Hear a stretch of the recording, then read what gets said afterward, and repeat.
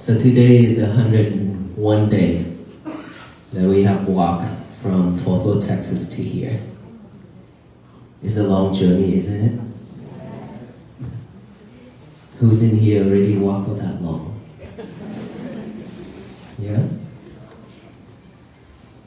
Well, from 20 to 25, some days we walk about 30 to 32 miles per day. And these days are, I think, the most difficult, which is the snows and icy. Those are the most difficult time for us because we are, most of our fellow monks and the volunteers are getting sick. So it slows us down a little, but we're still not giving up. We're still carrying on this mission and still going to walk to Washington, D.C. And the crowd is just getting larger and larger every day. Yesterday at the Capitol was overwhelmed. So many people there yesterday. And then when we walk on at the morning location to here, there was so many people too along the road. And today was Wednesday? Tuesday. And people don't have to go to work.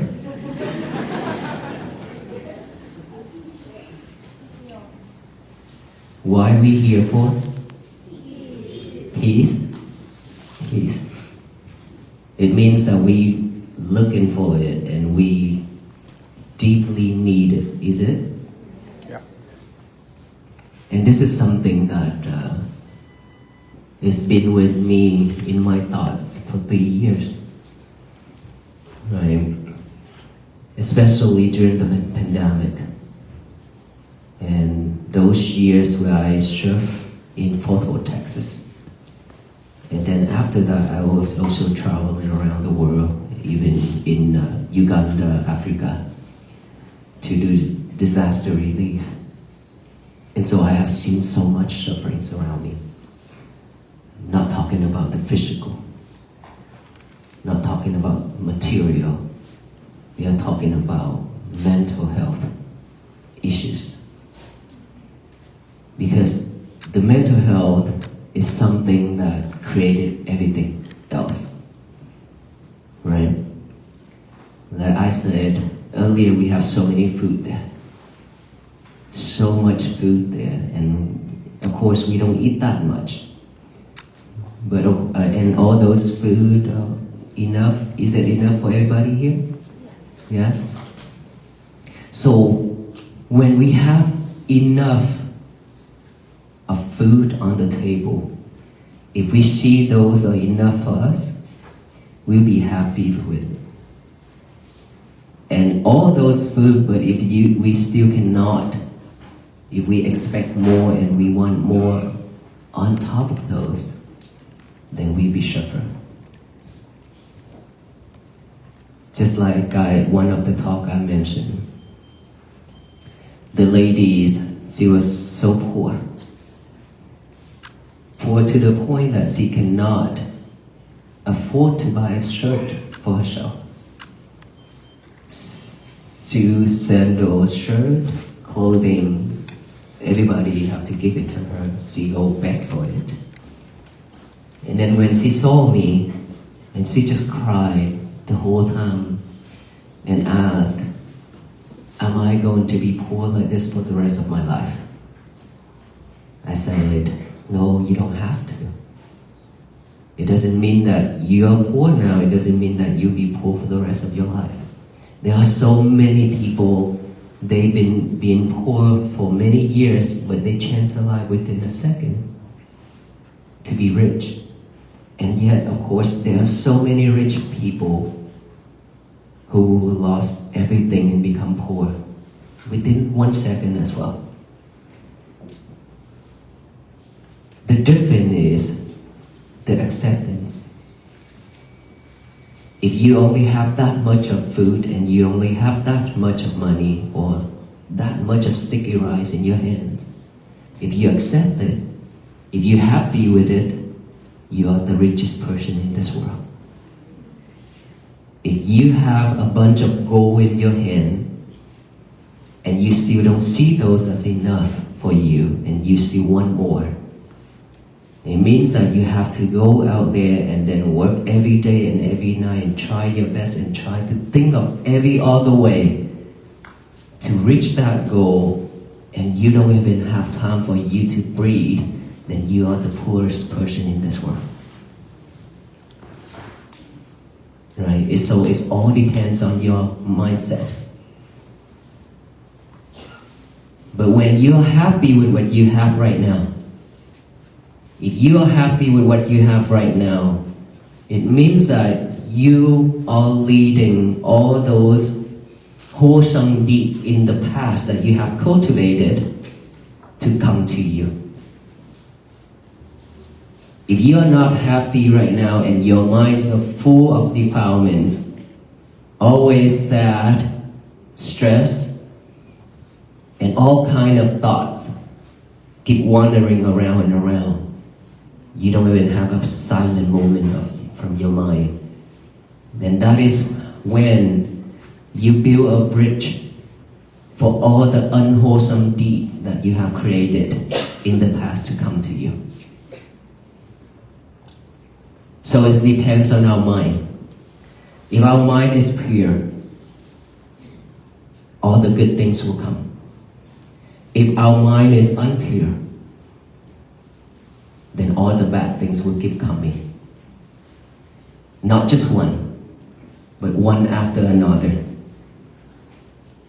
It's like the whole family, the whole world of bad things would just come one after another, and that is when you're overwhelmed with sufferings, and you decided finally you decided to end your life because you cannot bear those feelings. So it's all about acceptance, expectation. If you expect more for your life, it means you have to work a lot more. It doesn't mean that we don't need to work, we don't expect to have more, right? We can have more, we work more, can have more, but when is enough? Knowing when is enough is very important. Imagine if now that we try to work hard and try to be so rich, but on the table, what do you eat? This is the same food. It's the same food, right? Okay, it's different steak versus tofu. It's different high protein versus low protein, maybe. Right?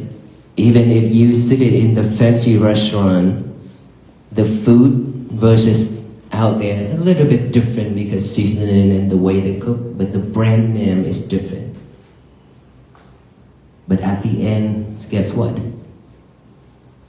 Anything that comes through this mouth, through this throat, go to here, it comes out the same. It digested, it comes out the same. We cannot isolate it, okay, this is high protein, this is low protein, right? You cannot do that. It will always come out the same, and of course it has the same smell. And why do we need to have this and have that so much?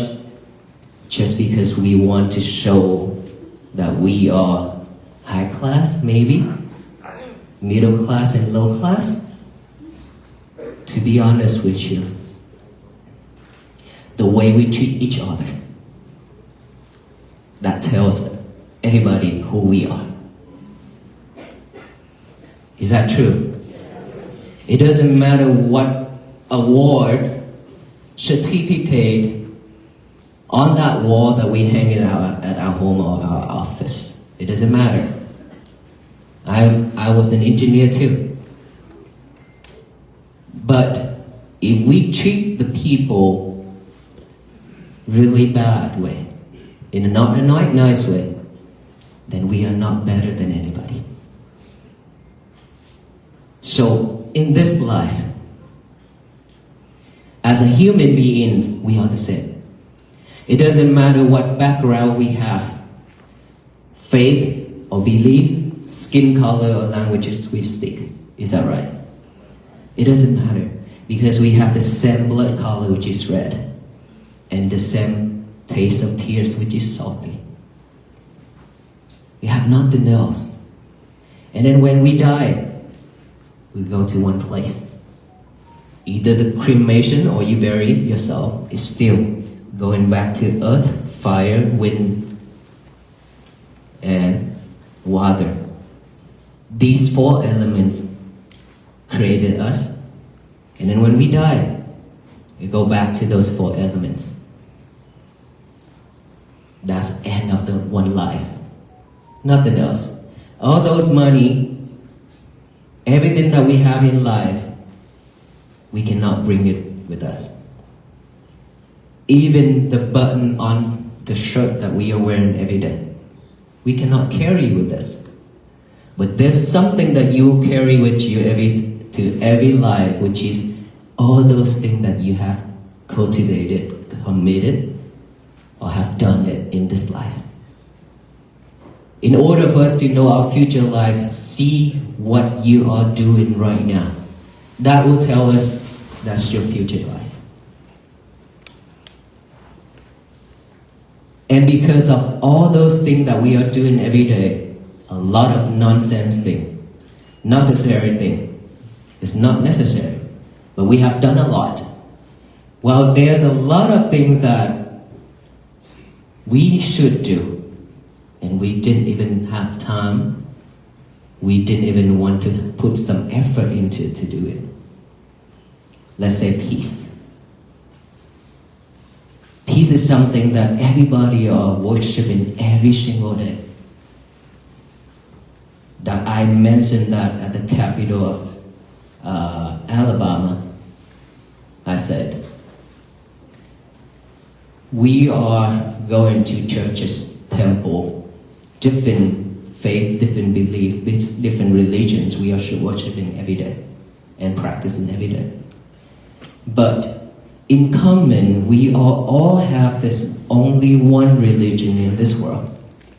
That every being, every human beings are worshiping that religion. It doesn't matter what we are, who we are, we still worship in that one religion, which is the religions of loving kindness, compassion, and peace. Is that what we need? Is that what we are looking for every single day? Then we have the same common religion that everybody worships in it, and that temple is right here. Is that right? It's always here. We don't have to go anywhere. But we always forgot this temple. We go to everywhere in this world, go to the temple, go to the churches here and there, but we totally forgot about this temple. And now, just one mission that I came up with after 3 years of thinking about it, walk for peace. And suddenly, all the people are coming out for this to support. And we are very honored and grateful that our government official also joined in this mission to support us as well and walk with us. All these right here, it means that we are not walking alone. All government official and everybody are walking with us. Is that right, sir? Ma'am? Yes. So we all having the same common mission, which is peace that everybody needs. And we don't want just the venerable monks who walk along in this journey. Because only the venerable monks, we cannot change anything. It's required every single being on this earth to walk together. Because peace is a practice. This is not something that somebody bring it to us and then drop it at us or hear peace. Then we be at peace. No. This is something that we have to put more effort into it every day. And those effort means that we have to purify our mind. We have to know when it's enough. We have to know what we should and shouldn't do. We need to stay away from unnecessary things and focus on the main things that we need to do, which is peace. The year of 2026, I did realize that I've lived in the United States for 30 years already. After my family moved from Vietnam to Fort Worth, Texas. 30 years is a long time. And now we almost die. And we are all going to be there soon. We don't know when, right? Within any second. Imagine standing on a road that stretches out toward a horizon you cannot yet see. The air is biting, the kind of cold that seeps through layers of cloth and settles into the marrow of your bones. For over 100 days, you have been walking. You have traversed the distance from Fort Worth, Texas, heading toward the nation's capital, covering 30 to 32 miles every single day. The sun has beaten down on you, but now, it is the snow and the ice that challenge your resolve. Your companions are weary. Sickness has moved through the group like a quiet shadow, slowing the pace but never halting the spirit. This is not a hypothetical scenario. It is the lived reality of the Walk for Peace, a pilgrimage led by Venerable Bhikkhu Panikkara. But to view this journey merely as a feat of physical endurance is to miss the profound lesson it offers us. The true walk is not measured in miles, but in moments of awareness. It is a testament to the resilience of the human spirit, a demonstration that when the intention is pure, when the destination is peace, the icy roads and physical ailments become merely part of the terrain, not reasons to turn back. This physical pilgrimage serves as a powerful mirror for our own lives. We are all, in a sense, walking a long road. We encounter seasons of warmth and ease, where the miles fly by, and we encounter seasons of bitter cold, where every step requires a negotiation with our own desire to quit.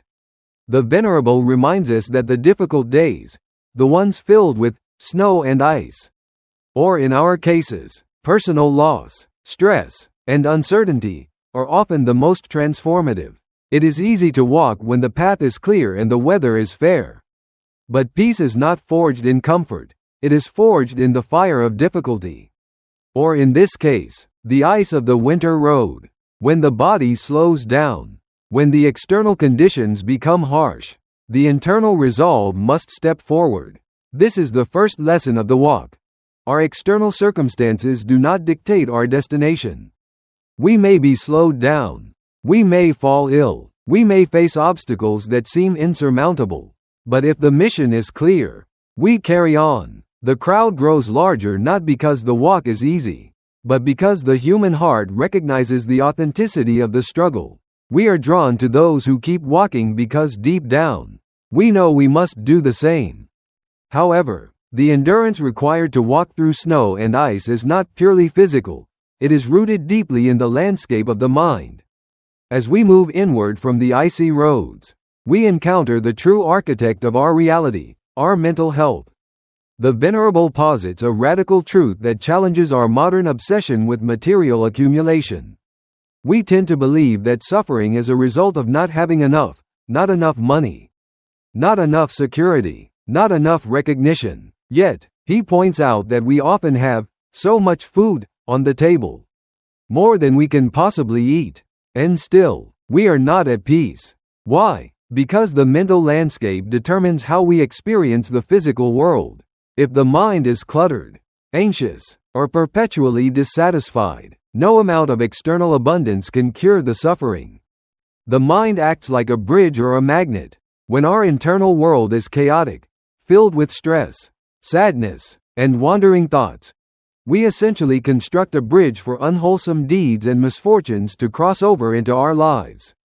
We become magnets for the very negativity we fear. Conversely, when the mind is pure, settled, and clear, we attract goodness. This is not magic, it is the law of resonance. We have all experienced days where a sour mood seems to invite a cascade of small disasters, a spilled coffee, a missed light, a harsh word. It feels like the world is attacking us. But in reality, our lack of mental peace has colored our perception and reaction to every event. The suffering we face is rarely about the physical lack of resources, it is about the mental health issues that create everything else. If we cannot find silence within, if we cannot create a sanctuary in our own heads, we will never find it in the world, no matter how far we walk or how much we acquire. This understanding of the mind leads us naturally to a re-evaluation of wealth itself, bringing us to the delicate balance between acceptance and expectation. There is a profound story of a lady who was so destitute she could not afford a shirt or sandals. Relying on the charity of others, her question to the Venerable was heartbreakingly simple. Am I going to be poor like this for the rest of my life? His answer was not a prophecy of lottery winnings, but a teaching on the fluidity of fortune. Poverty and wealth are not fixed states, they can change in a second. We have seen the wealthy lose everything in a market crash, and we have seen the struggling find sudden stability. But the true variable, the one that actually determines our happiness, is not the number in the bank account, but the practice of acceptance. We live in a culture that thrives on the more. If we have a plate of food, we want a better meal. If we have a car, we want a faster one. This constant state of expectation is a form of poverty. The Venerable suggests that if you have a handful of sticky rice and you are happy with it, you are the richest person in the world. Conversely, if you hold a bar of gold but your mind is racing with schemes to get a second bar, or if you are so busy working to secure more that you don't even have time to breathe, you are the poorest. This is a radical redefinition of economics. True poverty is the lack of time to breathe. True poverty is the inability to enjoy what is already in your hand. Knowing when is enough is the secret key to liberation. It doesn't mean we stop working or stop trying to improve our lives. It means we stop expecting the next moment to provide the happiness that only the present moment can offer. When we accept what is here, right now, we allow the wholesome seeds we have planted in the past to fruition. When we reject the present in favor of a desperate future, we wither. As we strip away the layers of expectation and social climbing, we arrive at the biological and spiritual truth of our equality. We spend so much energy trying to differentiate ourselves, high class, middle class, low class. We wear brands, drive specific cars, and dine at fancy restaurants to signal our status. The Venerable uses a humorous but undeniably earthy analogy to dismantle this ego. Whether you eat a high-protein steak in a 5-star restaurant or simple tofu on the side of the road, the process is identical. It enters the mouth, travels down the throat, is digested, and eventually leaves the body. We cannot isolate the high-class nutrients from the low-class ones. The biological output is the same. It has the same smell. It reminds us of our shared creatureliness.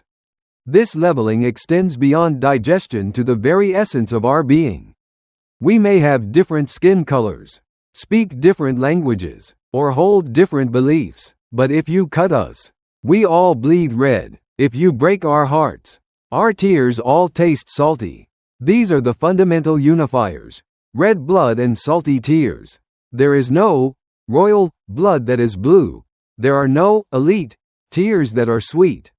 We are composed of the same 4 elements: earth, water, wind, and fire, and when this life concludes, we all return to those elements.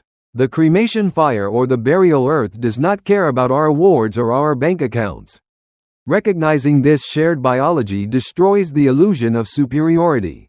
It invites us to treat one another with a reverence based on sameness rather than a hierarchy based on difference.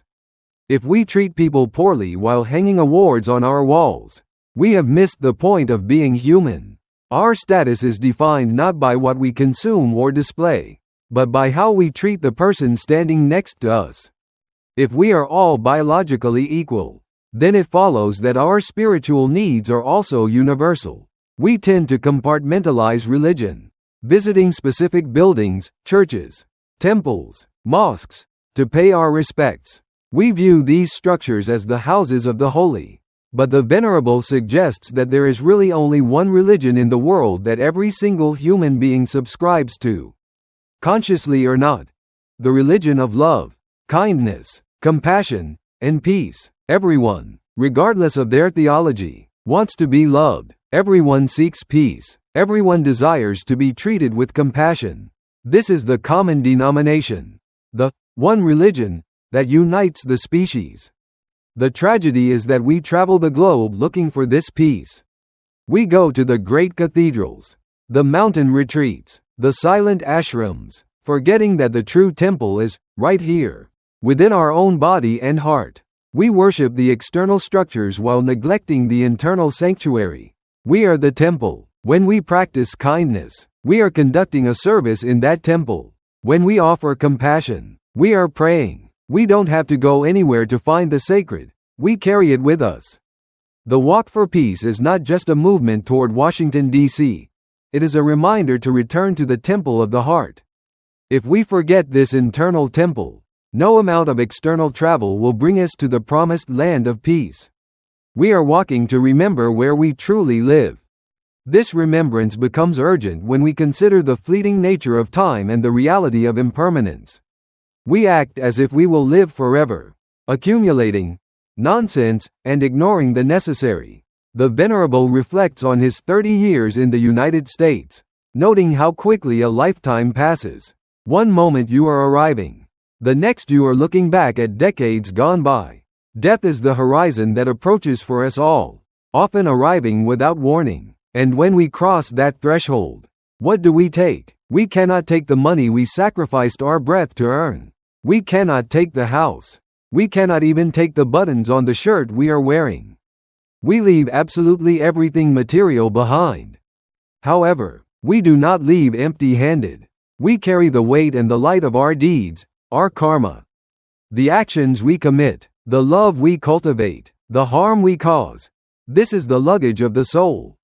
It travels with us. If we want to know our future, we simply have to look at what we are doing right now. Our current actions are the architects of our future existence. This realization brings a sharp clarity to our daily choices. Why do we spend so much time on anger, on petty conflicts, on the accumulation of things that will eventually rot or rust? Why do we neglect the necessary things, like cultivating peace and kindness, when those are the only currencies that hold value across the border of death?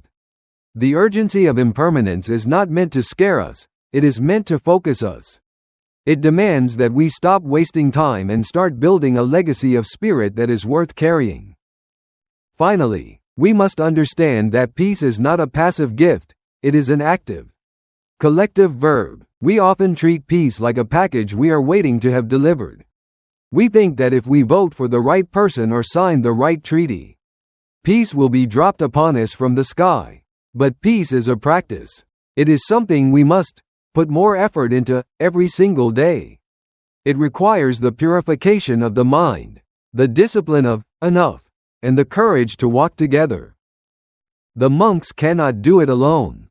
The spiritual leaders can set the pace, but they need the government officials, the citizens, the skeptics, and the believers to walk with them. The fact that government officials joined the walk is symbolic of this necessary union between the spiritual and the civic. We are not walking alone. Peace requires a critical mass of hearts moving in the same direction. It is a collaborative project that demands every single being on earth to participate. We are all pilgrims here. Whether we are walking on the icy roads of the East Coast or navigating the complex highways of our own daily lives, the mission is the same. We are walking each other home. The journey of 1,000 miles, and the journey of a single lifetime, begins and ends with the quality of the step we take right now. Let us make it a step of peace.